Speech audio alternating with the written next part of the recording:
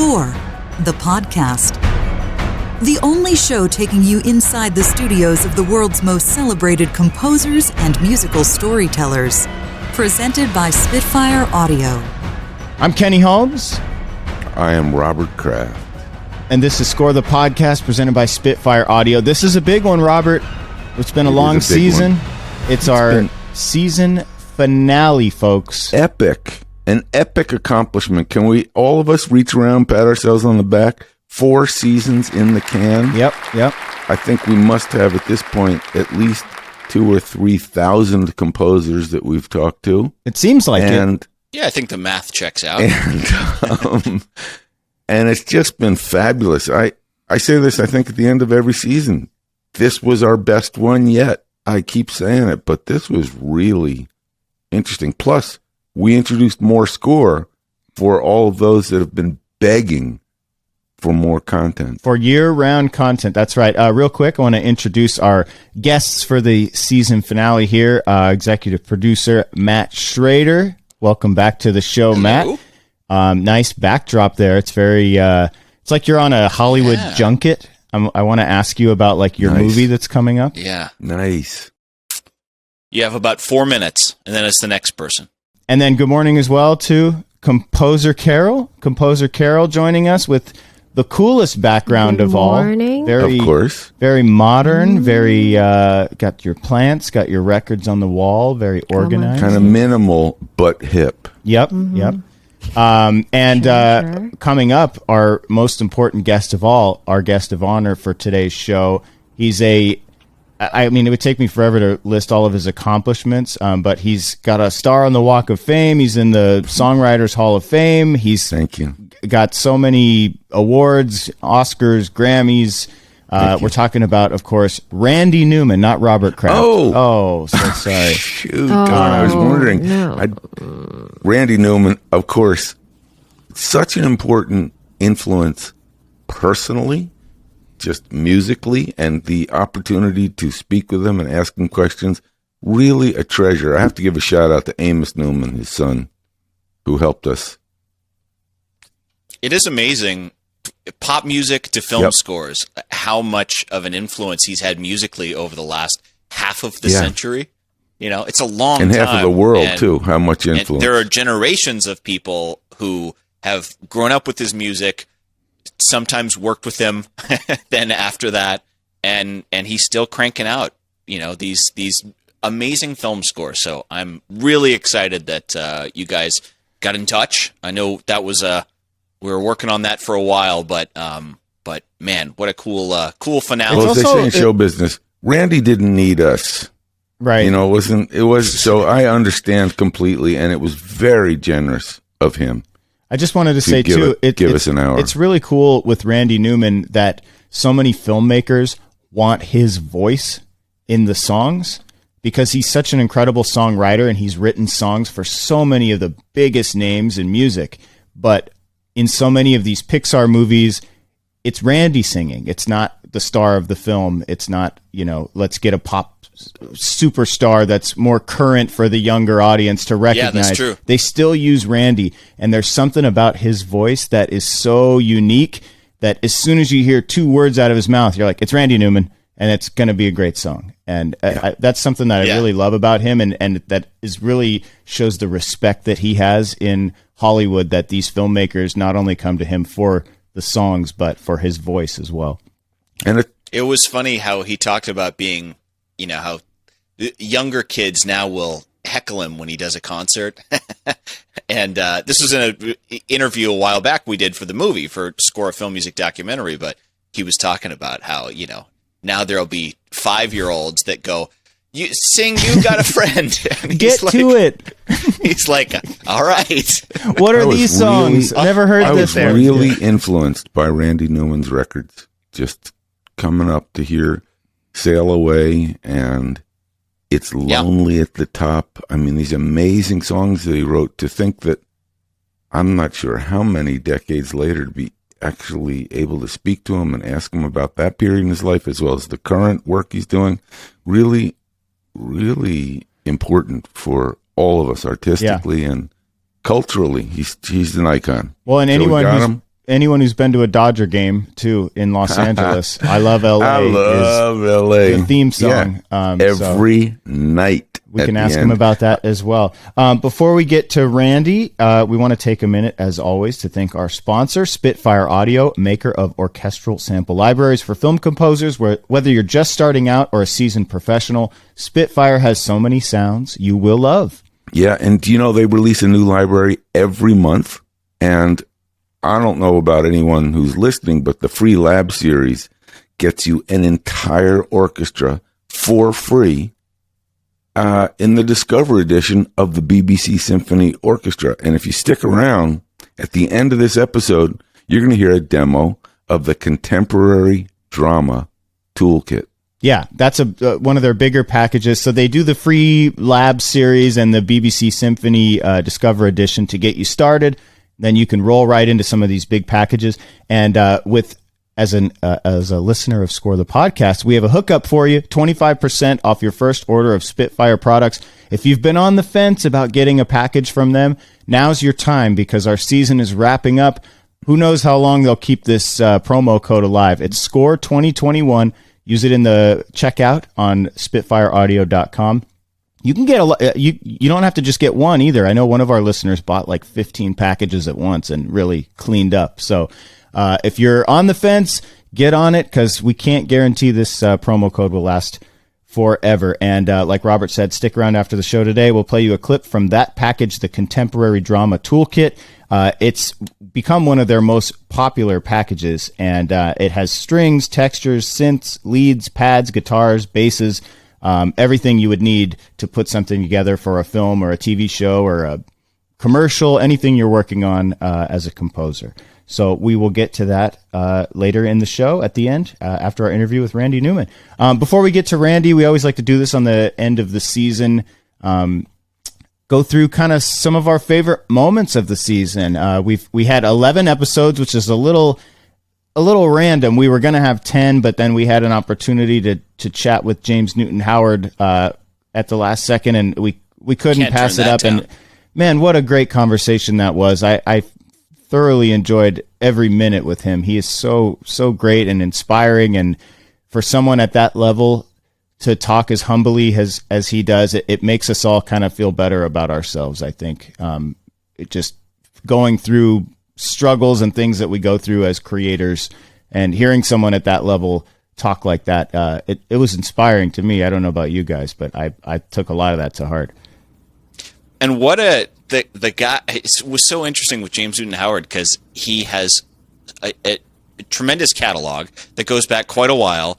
All kinds of music that he's worked on, all kinds of films that he's worked on, and he comes in and you guys just kind of opened up this whole conversation about his life and where he came from and his interests, and that was really fun. I haven't heard, we've done a lot of research on a lot of our guests, but I had never heard anyone get into that kind of stuff. Address the rumors that his relative, I forget, played for his grandma, the Pittsburgh Symphony or whatever it was. So we put that one to bed, that rumor, but and then kind of let it live on. Also, the lore of that. But what a great episode that was! And he blew up some headlines there, talking about that 6-part docuseries about Lucas and ILM. That kind of spread all over the place. Both of them. He dropped it right at the end of the show. It was that 6-part documentary on George Lucas, which obviously. Me doing Blockbuster, I'm very interested in, and then Willow when they're doing the series for Willow based on that movie by Lucasfilm. Right. So and it's both Lawrence Kasdan and his son. Lawrence Kasdan doing the docuseries, and then his son is I guess the showrunner or director of the Willow series. And I know that that caused a lot of rumblings, too, on social media and Reddit. Yeah. People are saying, is he going to use the Horner themes? And how far is he going to, connect to the original movie? So a lot of exciting stuff for James Newton Howard coming up. And, he definitely set off the breaking news alerts that Robert likes to do around Hollywood. I'll tell you a big highlight for me of this season. The big highlight is that we we spent time with 3 new composers who, quite wonderfully and not entirely on purpose, were women. And were women composers who are all making their presence felt. And they were 3 of the most interesting interviews for me. Nanita Desai, fantastic. Isabella Summers, who's so interesting. And then just a special shout out to Isabel Waller-Bridge, who I thought was just, could not have been more delightful. And those 3 were just wonderful and refreshing in a way that I don't think I anticipated, being as excited about their careers and their input. And it really does show how the all-male fraternity, literally fraternity of film composers, is slowly crumbling, but expanding, in a good way. Yeah, whatever it is that it's opening up. Let's also not forget Serge Tankian. Oh, that was so cool. System of a Down. That was a little last minute thing that we were able to get a hold of in the middle of this season, which is so cool. We all know System of a Down. And then Alan Menken, our number 2 Brilliant episode of the season. Yeah. Such a cool episode, a chance to chat with Alan Menken about his life. And that was really cool. The impressive thing is, this is the first season where we've gone back to a couple composers that we've really liked. Obviously, Tom Holkenborg at the start of the season with all the Snyder Cut kind of craziness and all of that. But also James Newton Howard. Both of those are top-rated episodes. So we were a little nervous about going back to anybody. But you know what? It's been a few years. It's time we can go back to these guys. Nice. And they're doing cool stuff. So it was really, really cool to be able to check back in with them and go deeper. Yeah. Carol, did you have a favorite moment of the season? There were plenty, and some of them have been mentioned by you guys, but I liked the conversation with Nainita Desai. I think it was really relatable for me. She was talking about imposter syndrome, and we know how we all deal with that. And yeah, it was a really nice conversation, and I'm really excited for her future work. And there were a couple good moments too, like when we started singing hymns with James Newton Howard, when he was talking about his influence, and that's kind of where I came from too. So when he started singing, I was like, oh, that's so cool. Like, I know those hymns, and that was a cool moment. And yeah, the season opener was fun. When we talked about the Snyder Cut. Yeah. And Tom's the ability to do that score during the pandemic, a 4-hour movie. What a monster. So if you guys haven't caught up to this season yet and you're bouncing around, definitely, I know that you might have your favorite composer you want to listen to, but one of the things that I love doing about this show the most is talking to these composers who maybe you haven't seen every movie they've done, and it really makes you want to go check some stuff out. Like Dan Romer, what a talent. Yep. And I went and watched Luca. Would I have rushed to watch it right when I did? Maybe not, but I wanted to prepare a little bit and watch it, and I loved that movie. It was great, and his music is so good in it, and it's inspiring for me to just go watch some new things, broaden my perspective a little bit on what I watch. And speaking of that, more score. We aren't stopping here. So we've talked about it on the show. It's a Patreon, which means it's crowdfunded by you in a monthly, subscription, if you will. There's options to upgrade your subscription if you want some cool merch. Some of our patrons have posted pictures of their sweet shirts. Our headline for this is we're changing the structure of this a little bit during the off season. So we're basically going to go back down. We've had a lot of very loyal supporters who've been contributing a little bit to help keep all of that stuff running. I mean, the reality is these things cost some amount of money to produce. It's not that much to do it all, but like the system we're using right now, which usually works for us.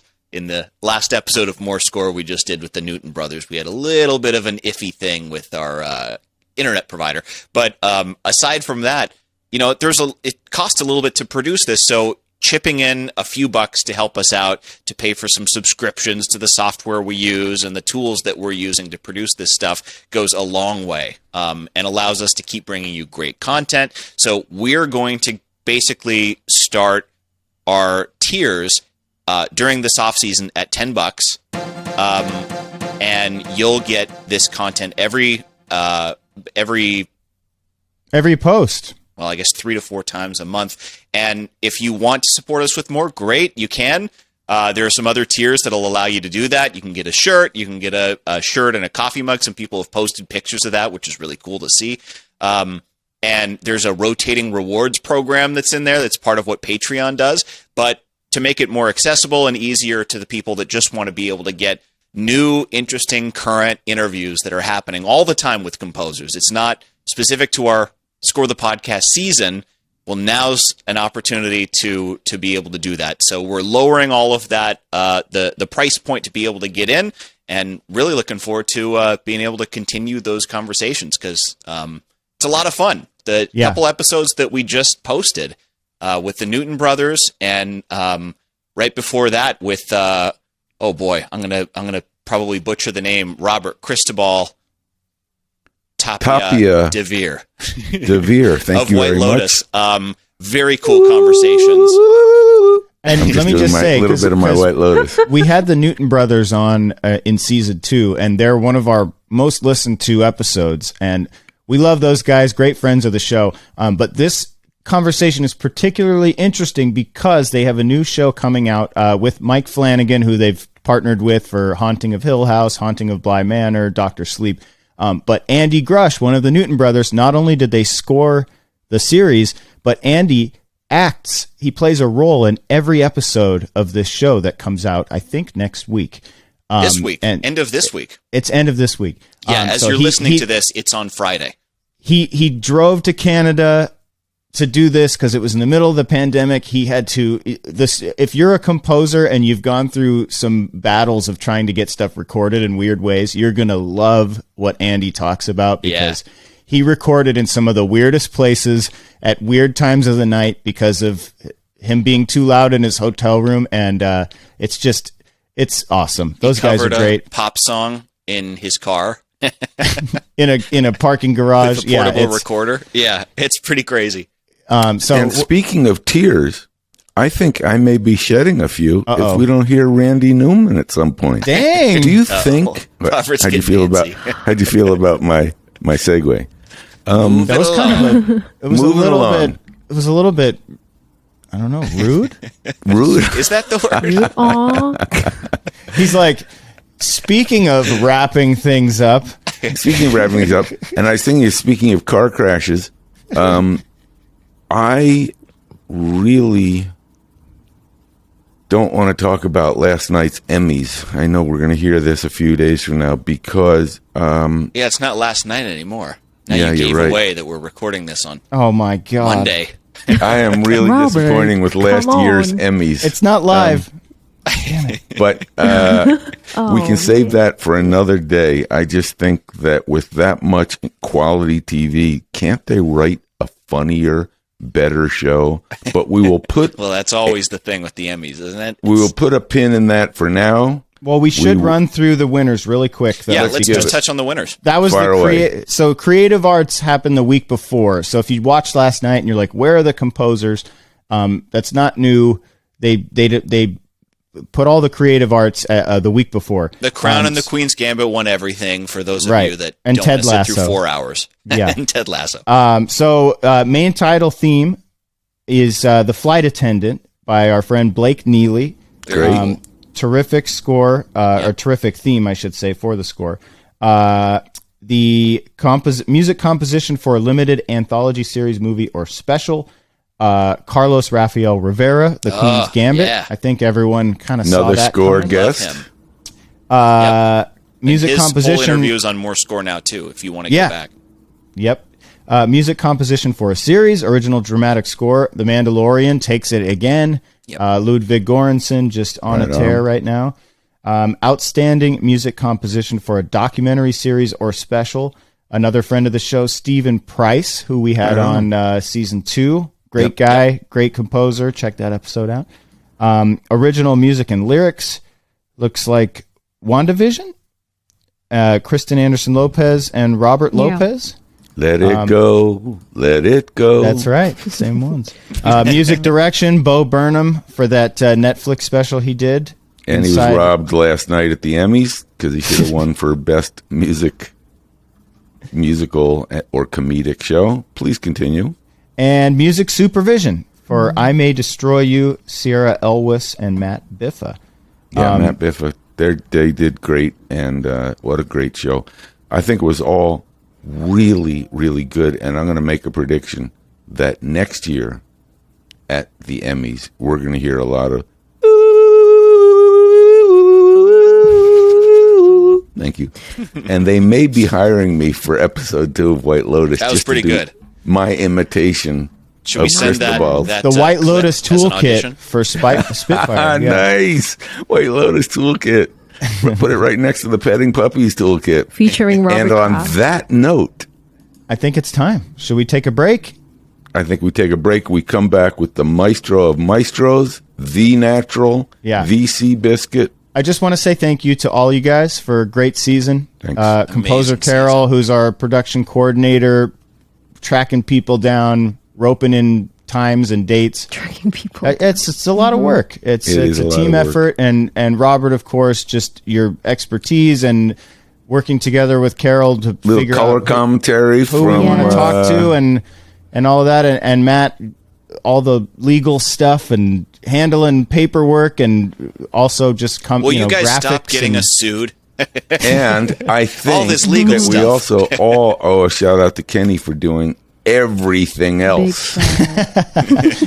Well, it's been fun, and I hope you guys are checking out, even if you just listen on the podcast, check out one of the YouTubes, because we're all on video, and it's really cool to see inside the composer studios. Alan Menken gave us a tour and showed us his Razzie, and Dan Romer's playing accordions, and you can see all that on the screen.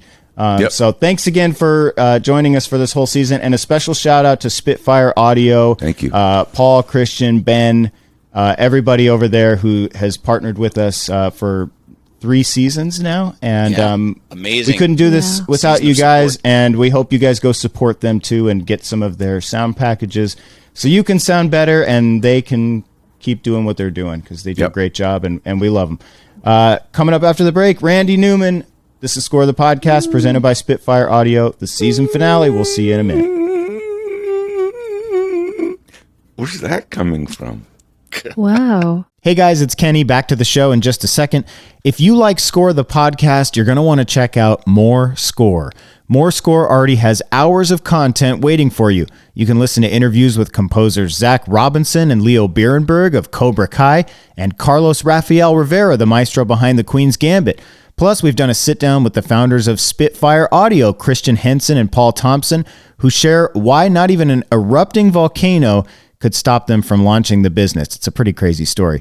More Score is our new Patreon show for Score superfans. And if you don't know what Patreon is, well, it's a website and an app that lets fans crowdfund the type of extra content you want. And with Patreon, you can listen or watch right on the app. It's really easy.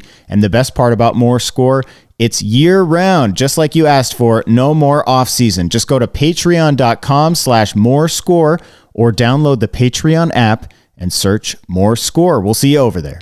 Hi, this is Danny Elfman, and you're listening to Score, the podcast. And now, let's get back to the show.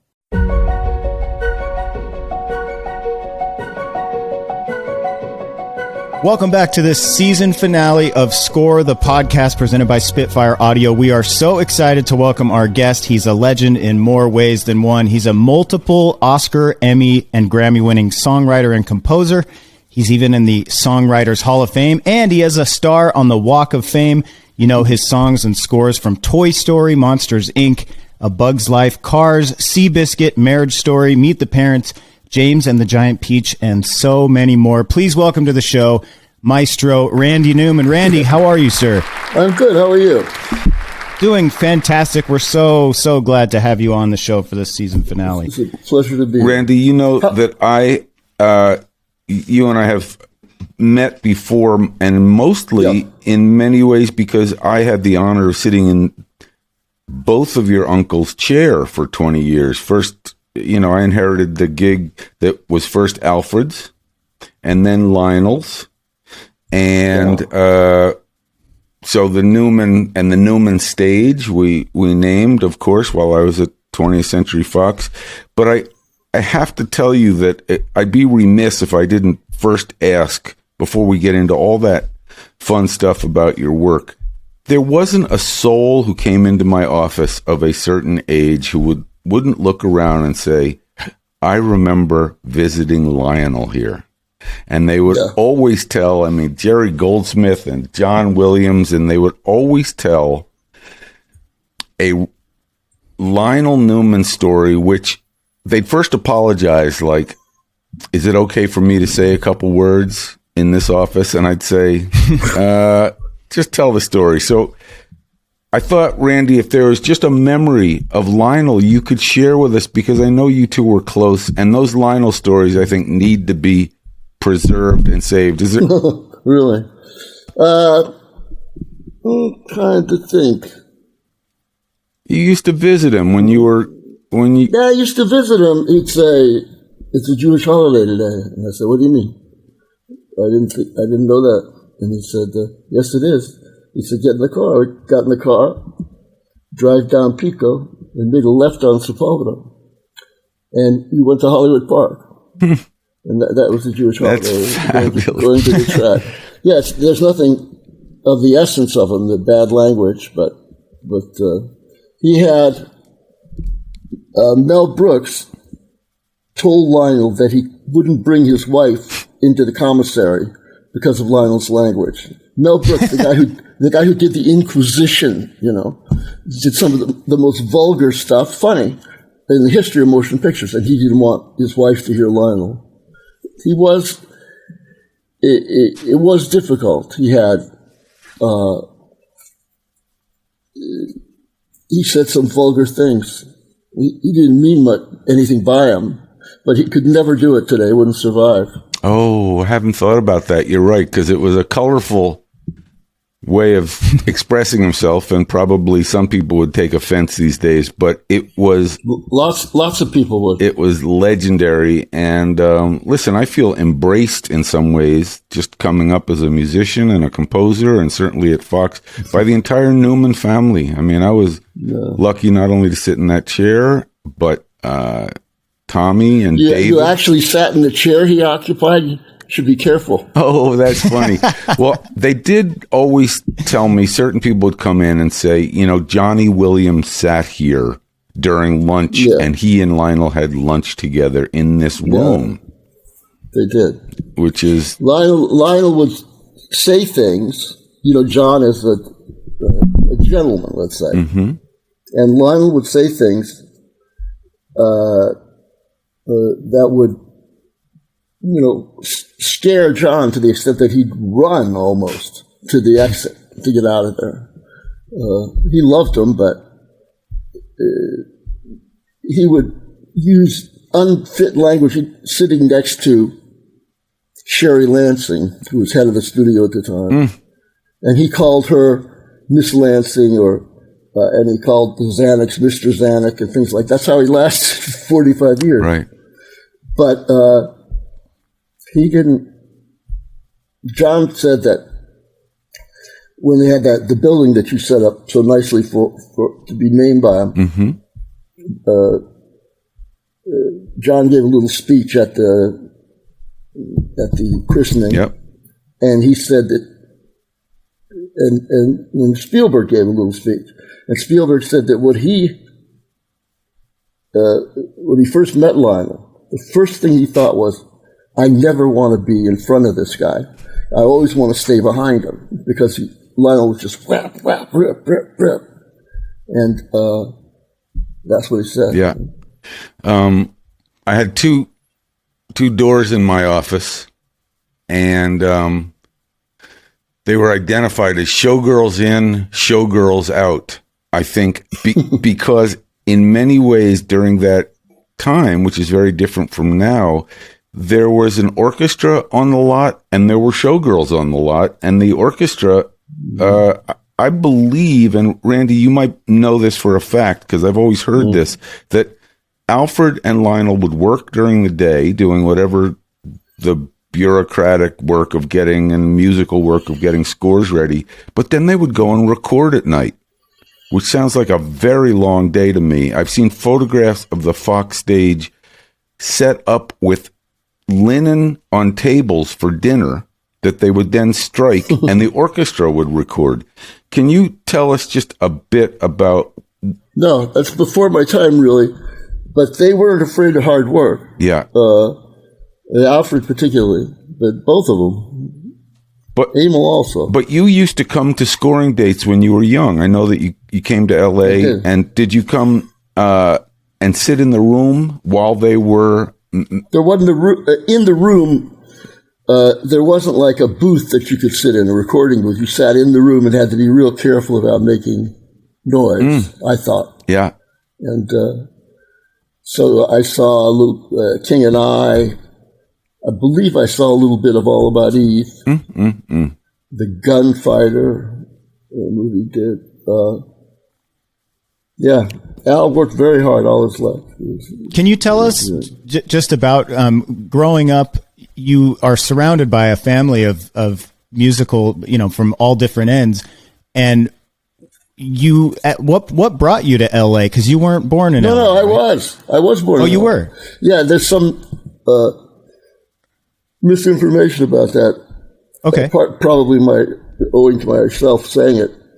But I was born here in LA, and my mom and I went to New Orleans for just a couple years when my dad was in the Army. And we came out here, when I was like 3 years, older than that, 4 or 5. And that's the way it went. So your path didn't start in film scoring, but I'm wondering, you're around that. At what point did you first start getting into music yourself? Was it due to the family, or did you find, because you weren't doing the film scoring thing at first? So what was your inspiration to get into film? In the family, if somebody's 4 or 5 years old and they play a third, all of a sudden there's a piano in their room, just in case that they may have talent of some kind. Yeah. And, obviously Tom and David, and they played a third real early. And I guess I did too. I don't know. I actually read that you said that you backed into film scoring and that you like to do that, that occasionally you've written the song for a movie first and then backed into the score from that. I remember the first score I heard of yours. I knew that you had scored Ragtime, but I was a huge fan of the Bernard Malamud book, The Natural. Yeah. And needless to say, that score of yours was just a turning point, I think, for all fans of film scores, all fans of movies, because you just announced yourself pretty instantly as a major voice in American film scoring.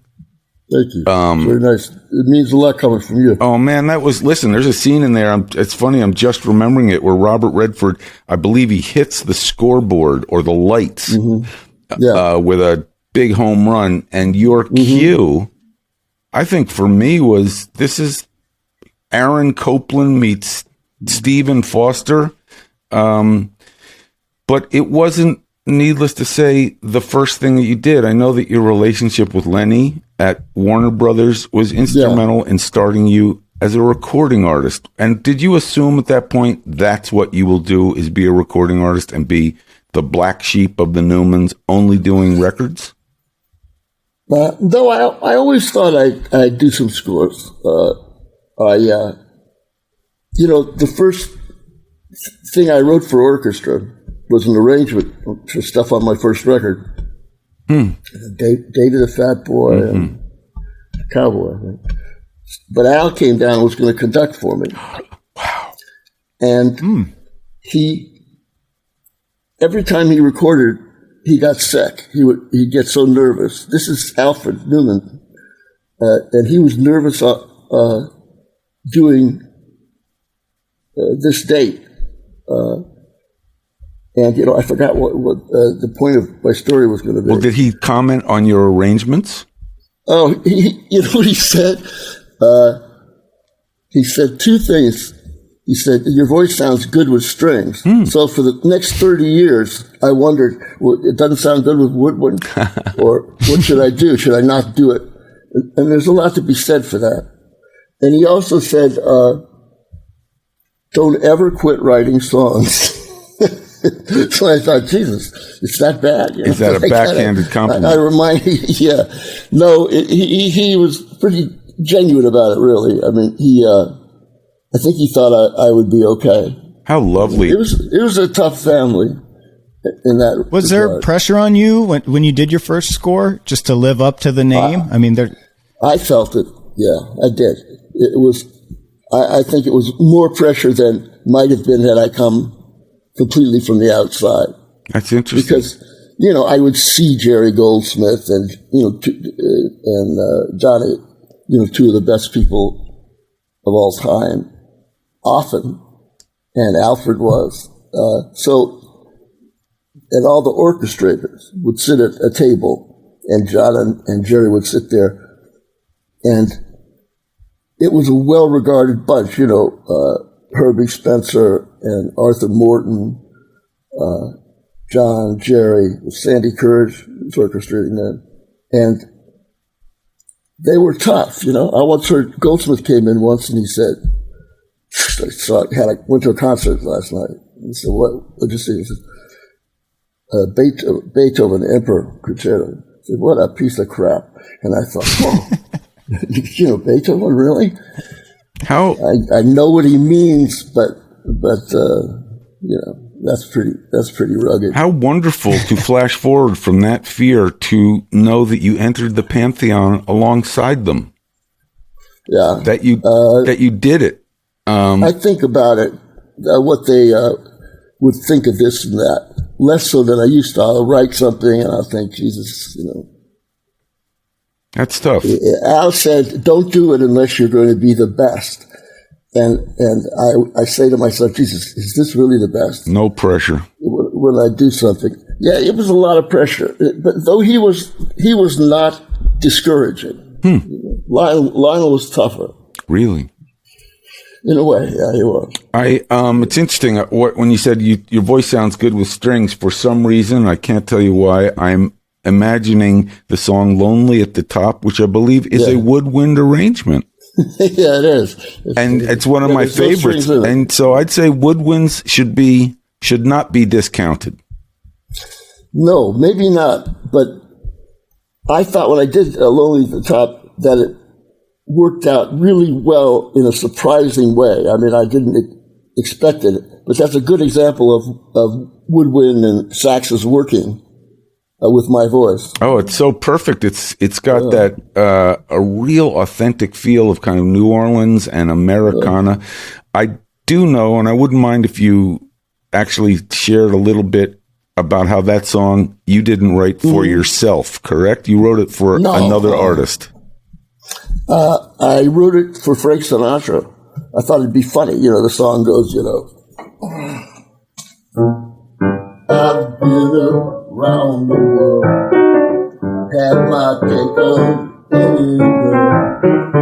And it goes on. But it's all this bragging, not bragging, but about how his life is so rotten and he's lonely and it says it's lonely. You think I'd be happy, but I'm not. But I'm not, yeah. So I thought it'd be funny if he did that, but he didn't think so. Really? I played it for him, and he said, got anything else, kid? Oh, my. And so I played him, I think it's going to rain. He liked that. Oh, nice. Did you ever talk to him after it came out? No. And say, you should have done it? I never got close to him again. No, he didn't want to make fun of himself. Streisand felt the same way about that song. It would have been funny had she done it, but she rightfully so, maybe, I thought people would really believe it, that she really meant that. It's interesting how certain artists, they don't have a sense of humor about their position and don't want to threaten it. And yet you are just the opposite. your songs. I don't have any position. Yeah, your songs are poke into everything and become more prescient. Yeah. If you think about Sail Away or Political Science today, when you wrote them, which had a huge impact on me, they were fun and funny, and now they're kind of tragically appropriate 40-some-odd years later. Yeah, some of them. Yeah. That's true, probably. Can you tell us about your writing style and how do you hum stuff in the car and write it down? Do you sit at the piano and noodle till something comes? I can't remember 3 times when I thought of something when I wasn't sitting at the piano.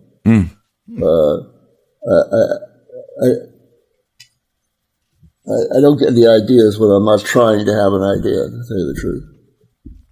Do you generally write with lyrics in mind, or do you just come up with the notes and then fill lyrics into those spaces? Often it comes at the same time. There'll be some kind of a lick of some kind of figure, and I'll say something, and that'll take me away. Often it's some kind of diction, or since I write about characters, which is more unusual than I might have thought. Sometimes it'll happen that way. The way the guy talks in the song. I've been interested in a kind of contradiction in some of the things I've read that you've said, and it's this. You said in one series of interviews you talked about writing on assignment, and I really respond to that. That sometimes when you have an assignment, it's clear what you're going to write. You're not just sitting at a piano thinking, I just have to write new songs. And so I appreciated that. But then in a later interview, I heard you talk about the pressure of writing a film score and how that kind of assignment is full of demands that are difficult. Yeah.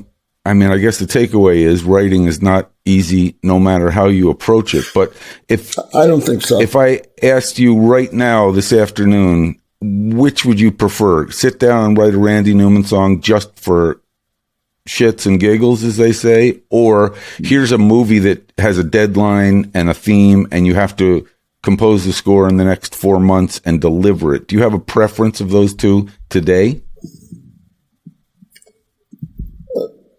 In a way, the easiest thing for me is a song assignment. Like You Got a Friend or whatever the hell else.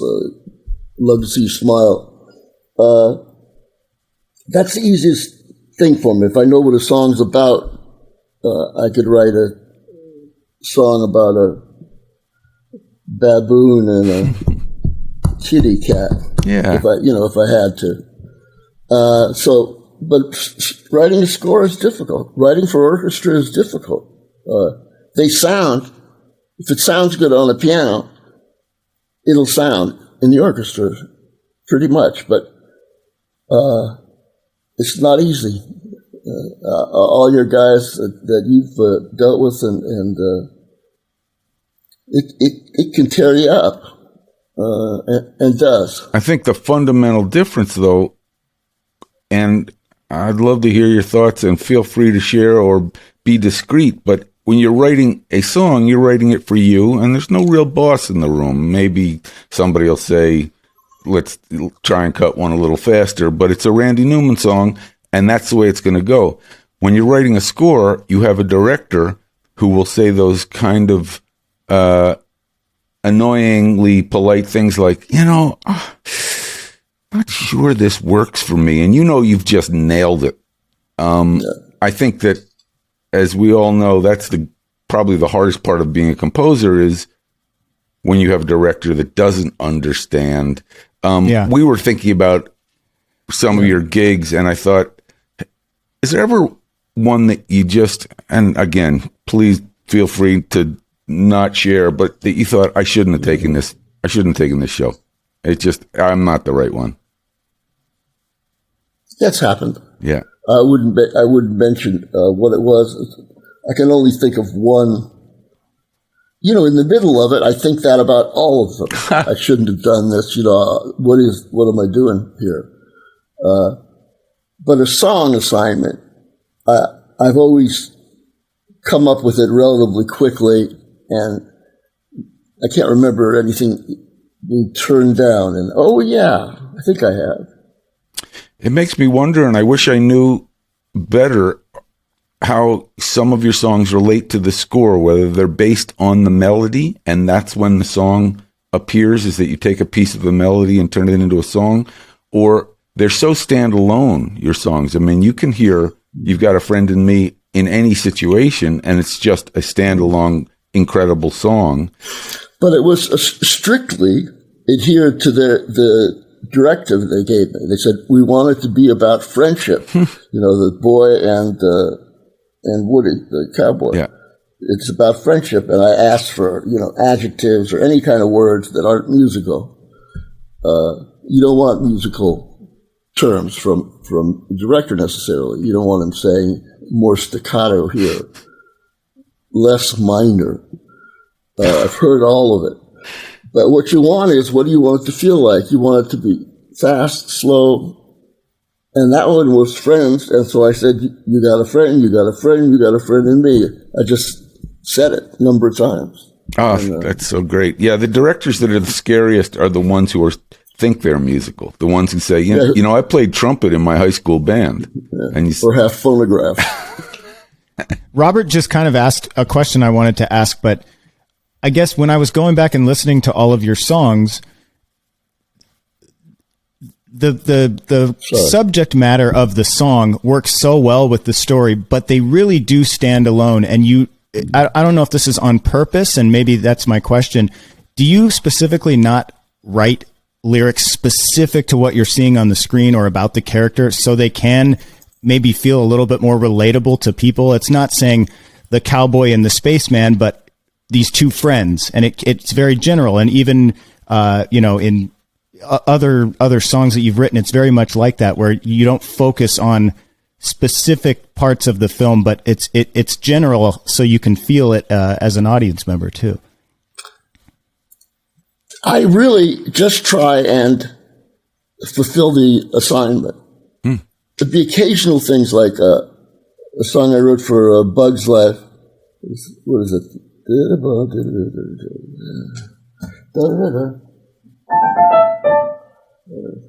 It's the time of your life, I think is that one. So live it well. I could be wrong. It could be another one. But in any case, I tried to convince them to let me make the lyric more universal than just be about a bug, which is what the thing was. It just told the story of this bug. And I said, come on, let me just make it a regular song. I think it might do you some good. But no, Lassiter wanted it to be about the bug. And so it was. Yeah. An example I'm thinking of is Toy Story 4 with Forky. I can't let you throw yourself away. Like, that could be taken so many different ways, but you're talking about literally throwing a fork away. But the way you wrote it, you don't mention that. So it can be translated in so many different ways outside of the picture. And I always love that about your songs. It's personal pronouns, so I can't let you throw yourself away. Yeah, it could be suicide. It could be a lot of things. Yeah. But I wrote it to just tell that story. That's what I do in that situation. Randy, I'm looking at a list of these incredible credits, and chronologically something stands out. If I start with Ragtime, The Natural, Parenthood, Avalon, Awakenings, The Paper, Maverick, these are all live action traditional movies. When I get to the next one, I wonder what it was like for you and what the process was when someone approached you and said, would you be interested in scoring an animated film called Toy Story for Pixar? Was it the first animated film you'd done? Yeah, I can't remember whether I did James the Giant Peach before or after. I can tell you, it was just after. So suddenly everything's... So I look at Toy Story and I think, animation is so fun. Here's my favorite thing that a young composer says: do you have any animated films? They're going to be easier than the live action, right? And I think, right. they're much more difficult, I think. For one thing, it's 16th notes rather than half notes. I mean, you're moving almost all the time. I mean, Toy Story had one scene where you could write a whole note or a half note in what was moving the thing along. But I find them more difficult for that reason. What do your guys say about it? Well, I think you're absolutely right. For me, having watched so many animated films be scored, first of all, it's wall to wall. People don't understand. Yeah. It's not like there's a cue and then we have a big passage where you put a pop song in and then there's a big silent scene with sound effects. Animation, the composer is a writer of the film. He is scoring the action and telling everyone, here's what's happening now. And I think it's the hardest thing to score. Plus, animated films are often comedic, and I also think the comedy is the hardest thing to score. Oh, yeah, it is. The combinations. And there's examples like that are so phenomenally good. Carl Stalling, was so good at it. And yet if you look at his score, it sort of looks like it's going to be like it's simple, but it isn't simple. He just made it look that way, I think. Yeah. And that's it's interesting. I want to ask you about, well, you mentioned somebody. I'm deeply in love with one particular artist, and I was listening to you talk about who influenced you, and you mentioned my favorite, Ray Charles. Yeah. And did you... Well, he's my favorite too, just about, I think. Is that right? Yeah. Can you remember what songs of Ray's you first heard and blew you up? Well, I first heard, I believe, What Did I Say? Yeah. Like everybody else. Yeah. And then the Genius of Ray Charles album, and Dedicated to You. And when he began to sort of drift into ballad land and country music, he lost me a little bit. But I think he's the greatest. He is. Did you ever meet him?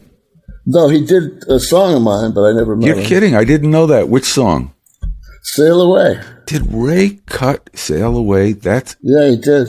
That is wonderful. That's something we got to find and play. Not quite wonderful. But. Oh, well, I know that Bobby Darin cut it, and that was the opposite. So no, he sung it well, like he did everything. He just did it sort of like it was sort of happy. Oops. And the song's about slave trade. Yeah. So. But he meant well. I imagine Ray would probably understand it, but he understood. I mean, there's artists. My songs are often difficult to get by with because they're about controversial subjects often, or people who aren't very likable as the narrator. But I do them and get credit for doing it something that's brave. But to think of it, Etta James did God's Song, that song of mine? Now, and she did it great, and just really right from the heart. She really didn't like God much. And that took some guts, for her to do that. Yeah. Her audience tend to be more religious than mine. I would hope so. But when you're writing a song, do you know if it's for you or for somebody else? It's mostly for me. Unless I'm writing, someone says to write something for them, and I can't remember the last time I actually did that. So what I write is most often for myself. Though I went to, I believe I drove one night to La Jolla to see Faust. Yeah. And there were a number of artists singing your songs. Yeah. And on the record, Linda Ronstadt, and Bonnie, James Taylor, and Don Henley. Yeah. That was good. The Bonnie Raitt song if I'd grown up in New York, I think I might have been more interested in doing shows. it just wasn't anything that appealed to me much. I mean, I've seen great music in shows, but not very often. But I really enjoyed doing that. You know, people dancing to your music and chorus, you know, singing and jokes, people laughing at jokes you wrote. It could have been a thrill, you know. I just realized that your antecedent in that may be Frank Lesser. Well, that's right. Thank you. But he could write regular music and songs, you know. In other words, when a person, you know, those songs are funny and character based. But first of all, I'd like to share my favorite phrase, which is, it's never too late. Why doesn't Randy Newman write the great next musical? I don't know. You know, I liked what I did, and it didn't get anywhere, really.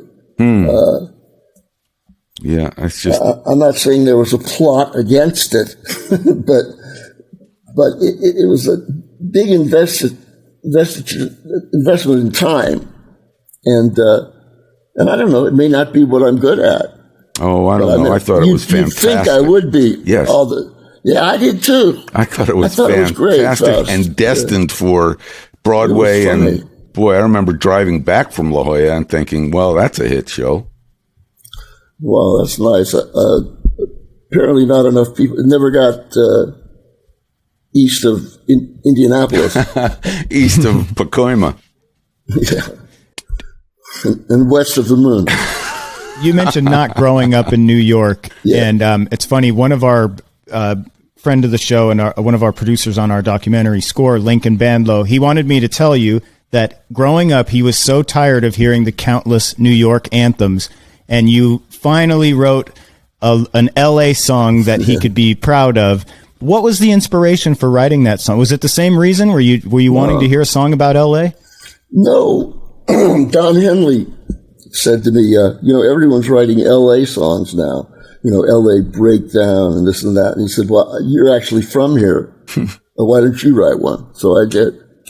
I sing it, and that was the end of every seventh inning. I'll be singing it, I think, when the Dodgers play the Mets on Thursday night, because the whole stadium breaks out and sings that song. Yeah, I know. And they show the, you know, different people kissing, and it's just a huge celebration. Yeah, I like it very much. It's very nice to see that happening. Yeah, that big nasty redhead. Yeah, where is she now? Randy, we were talking about Toy Story and how you write most of your songs for you. But Toy Story is notable, and like I think later on some of the characters start to sing, but none of the characters actually sing songs in Toy Story, which Disney is usually known for. Was that something that was planned, or was there ever any thought about Tim Allen or Tom Hanks singing a song in that film? No. They didn't want it. I never heard him talk about it. In fact, I think that was something they maybe didn't like about the Disney pictures. They didn't want anyone to break into song. You know, the stories, their stories, Pixar stories, don't allow for it as much. You know, Buzz and Woody, they don't seem like they're going to sing. Bug's Life is the same. Those other ones I did. Well, I could see Seabiscuit breaking into song. Yeah. To you. Right. That'd be nice. Yeah. Yeah. Well, it just made me wonder, because in Monsters, Inc., you have John Goodman and Billy Crystal breaking out in song, and it's most animated films when there's songs like that, the characters bust out into song, and that one really stands out to me as one that doesn't do that. Yeah, I think they were right. I mean, I can't exactly imagine either one of them breaking into song. You know, they could have done a celebratory type song at some point. You know, we did it, we're great, and we're happy. We did it. We're great on rubber. Okay, let's hear that. I think that's it. We've just written, I think. We did it. Wow, We're great. look at that. I think we have a news break. We did it. We're great and we're happy. It sounds like Billy Crystal wrote it. Yeah. When you say about the Broadway and the theater, it makes me wonder, and forgive me if I don't know, has there been an evening of Randy Newman songs sung and performed on Broadway? Yeah, they tried a few times. Can't think of what they were called. But it would be your song sung by Broadway actors? My song sung by Broadway actors. And strung together who with are a remarkably versatile bunch. Oh, nice. You know, they can sing. They're in tune. Really good. Some good people. Being in tune is critical. I actually heard a cover of a Smokey Robinson song earlier today, and I said to the person I was listening to it with, being in tune is overrated. And he understood how disappointed I was with the intonation. It's actually a remarkable part of recording, which I also wondered about. Yeah, it is. Which is that that used to be a baseline requirement for an artist, is at least being able to make the pitches in the song. It did. Take a listen to Connie Francis. She's really in tune. Oh, in the center of the pitch. Just right there. That's always incredible. Ella too, just remarkable. Do you use, when you write a score these days, of course, we get a chance to see people dragging little colored squares around on a computer screen as their method of composing. They're doing a Pro Tools session where they're looping and cutting and sampling. Do you still write with a pencil and a staff paper? Did you ever write, and do you like to write with computers or any of the technology that's current? Well, I'm insecure enough to say, well, how would an oboe sound there? But I write it down on paper. But I'll if I know I'm going to be writing for a trumpet, I'll put it down on a synth and see what it sounds like sometimes. I don't think it's made me any better having the synths. Maybe it made me worse, because the samples I have, James Newton Howard, the great composer, came over to my house one day. And after he left, he told somebody, he said, it was like visiting a third world country. and it was. And but if you start listening to the samples, at least the ones I've used, and it'll chase you away from ever writing for oboe. Yeah. It just sounds terrible. Yeah. And the trumpet, or mine, sounds horrible. But I check it. But when a composer writes the way that you do, which clearly hasn't taken anything away from the brilliance of the scores, but the directors now are so spoiled by hearing very elaborate synth demos. Have you been asked, or are you asked for that? Yeah, I get someone to make one. Yeah, good. Okay. And sure, you of course get asked for it. They want to hear exactly what you're going to do. There's no surprises on stage anymore. Yeah. So I worked on a score with one of your contemporaries who said that the biggest change in his life is that going to the scoring stage now is simply filling in the dots of something he's demoed to death. And he's just getting an orchestra to try and play exactly what the director fell in love with on the demo. And if he goes... That's a shame. Yeah. There's no creativity on the stage and no experimentation, because if you leave the demo in any way, they get nervous. No, I liked the way it played when you played it to me in a dark room on a screen. Jesus. So you don't get a chance. No, I've never had that. I'll do stuff from the stand. Really? If there's something I don't like. Oh, yeah. Yeah. Definitely. Yeah. And I never had... I've had trouble with directors not liking what I was doing, but it was never because of that. Were you always good with sight reading and penmanship? No. horrible penmanship. Oh, that's a relief. It's embarrassingly bad. That's a great relief. I look like I do it like a 4-year-old. It's humiliating to me that my treble clef looks like Humpty Dumpty or something. Horrible. I think about it quite often.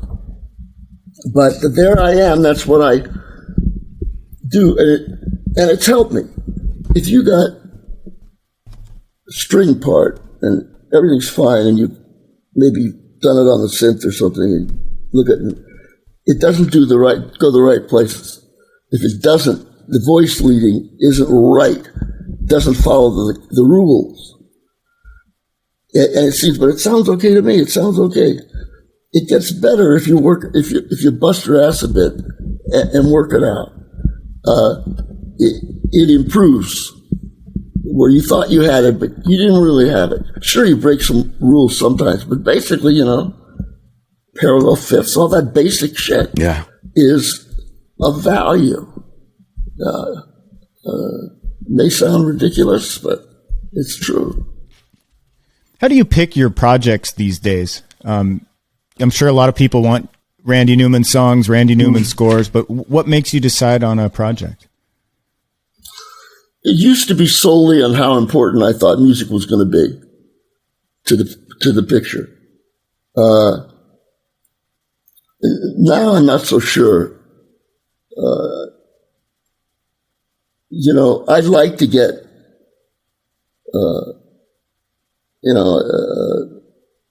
a drama of some kind, just a serious kind of picture, like Tom does, my cousin does, and does so well. I think I'd like that, a good picture. I would think Marriage Story would fill that in some ways. Yeah. The thing about Marriage Story was, I decided to do it with the chamber orchestra. Mm-hmm. And I've only used big ones up to now. And it was different. It really was. You can't cover anything up with strings. When you got a big string section, when you got, 24 violins, 14 viola and all that, if you put a flute there with it, the flute will get absorbed and maybe change the string sound a little. Not maybe, it will. But you won't hear it in there necessarily. But with a chamber org, you hear everything. You can't, you put a flute with the strings and it sounds like a film about aluminium, a documentary. Same with all the woods. Yeah.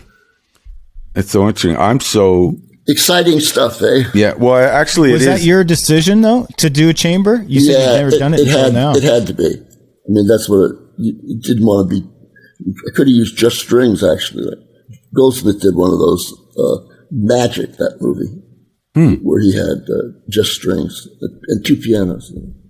I just read the book on Chinatown and how he was brought in with 10 days to go with 4 pianos, really 4 harps, percussion, and trumpet.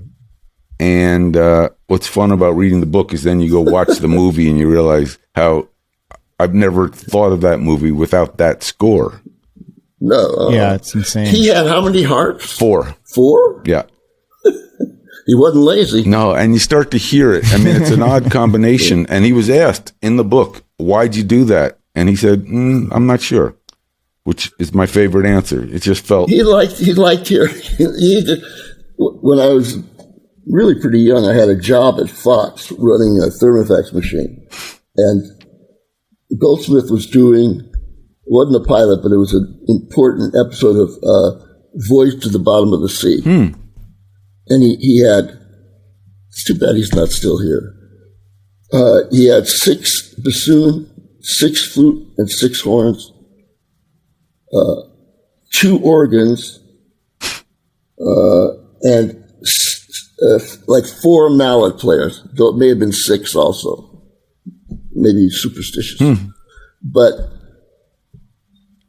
that was interesting, those kind of days. I remember when John and Jerry were doing TV stuff, and Lionel let them do pretty much what they wanted. He knew who they were. Yeah. Pretty quick. Did you have a sense that John was on his way to great things when you guys were younger and you're around him before he stepped onto the big, Star Wars level? I think I could tell when he did a movie that had million in the title, something How to Steal a Million or something. It had two pianos on it at a time when that was unusual. I can't think of the name of it, but it was a fairly big picture. Yeah, you remind me of I was lucky enough to do one movie with Jerry, right near the end. We did a movie, and if you'll forgive me, audience of this podcast, I'm going to share the possibility that sometimes you work on movies that are terrible. So this was a terrible movie.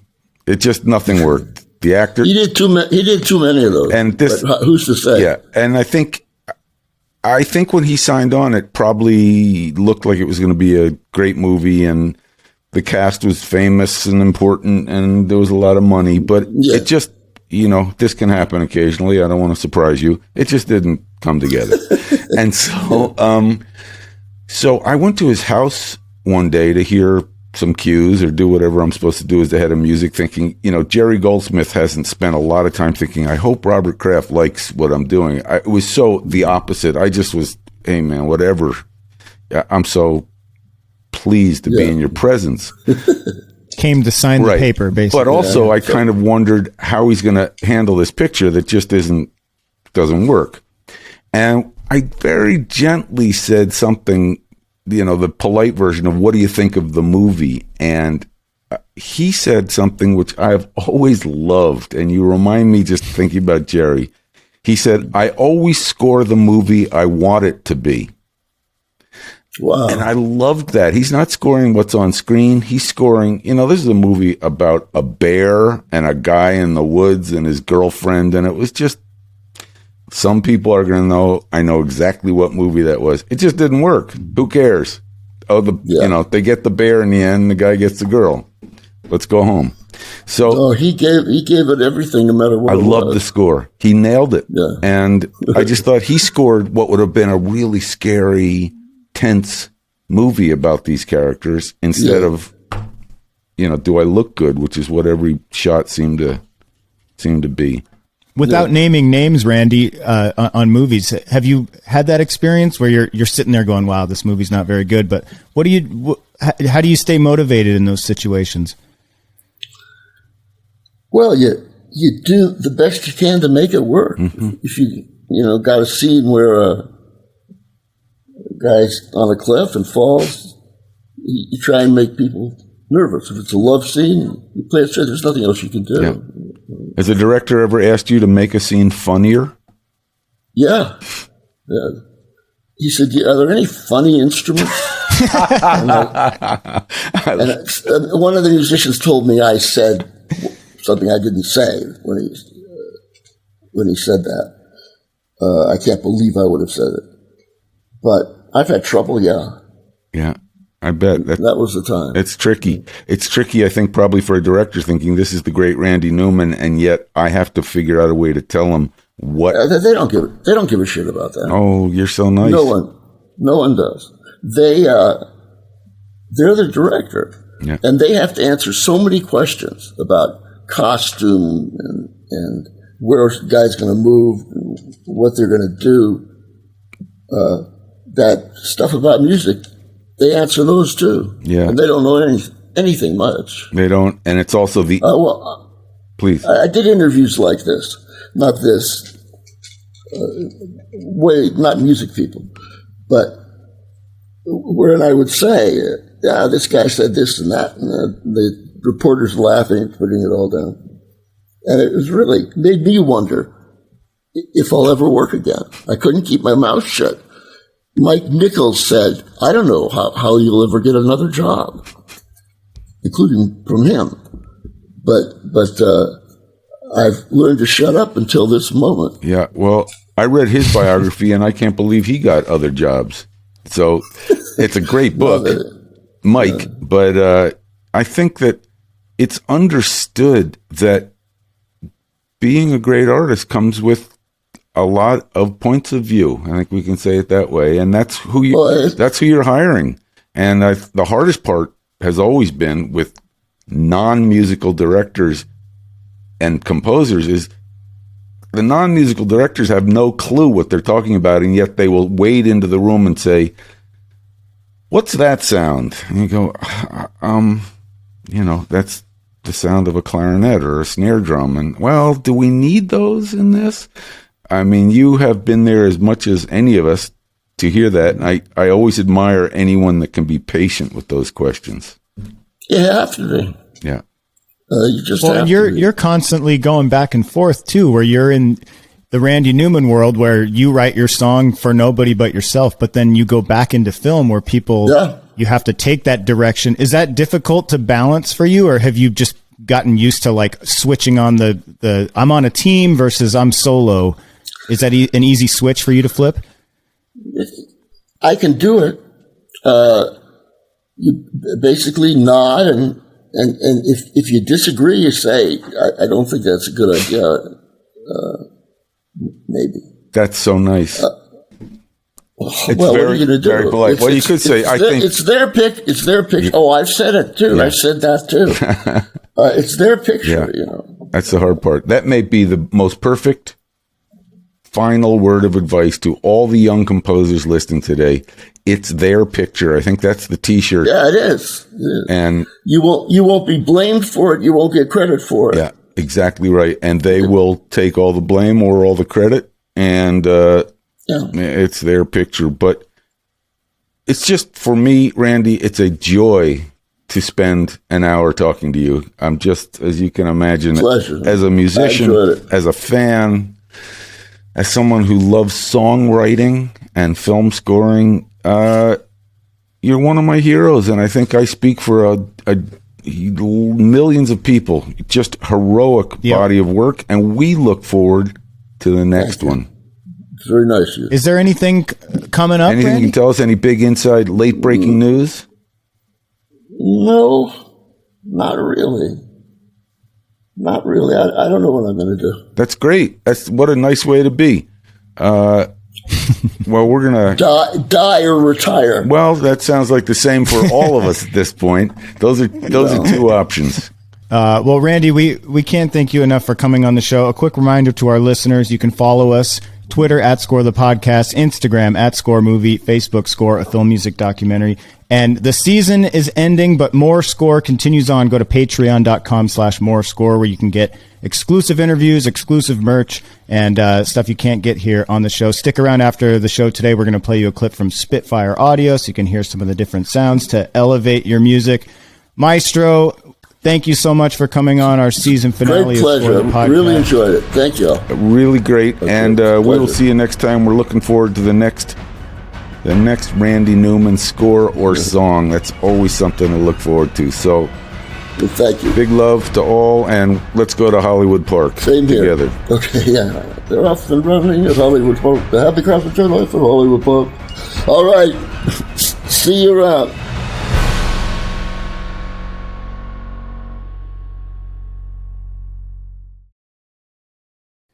Hey, Score listeners, we are so grateful for the support of Spitfire Audio. They collaborate with people like Hans Zimmer and the Bernard Herrmann Estate to build sample libraries that elevate your music.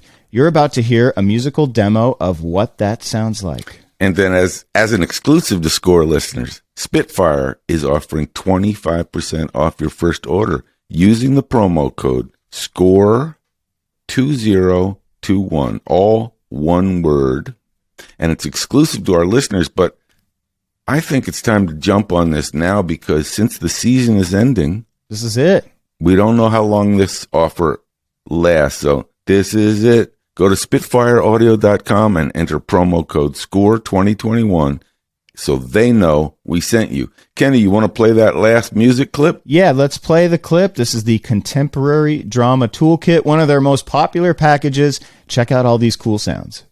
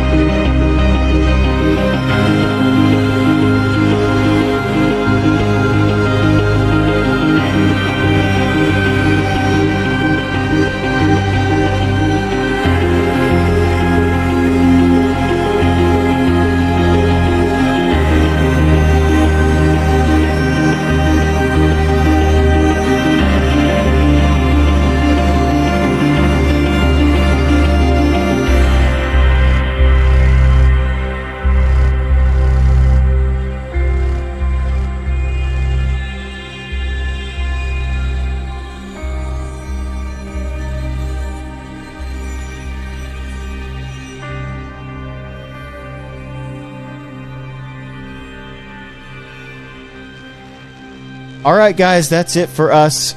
Thank you so much. Season 4 is a wrap. Join us over on More Score, patreon.com/More Score. There's hours of content waiting for you. We will see you over there right now. You can try it now. Adios.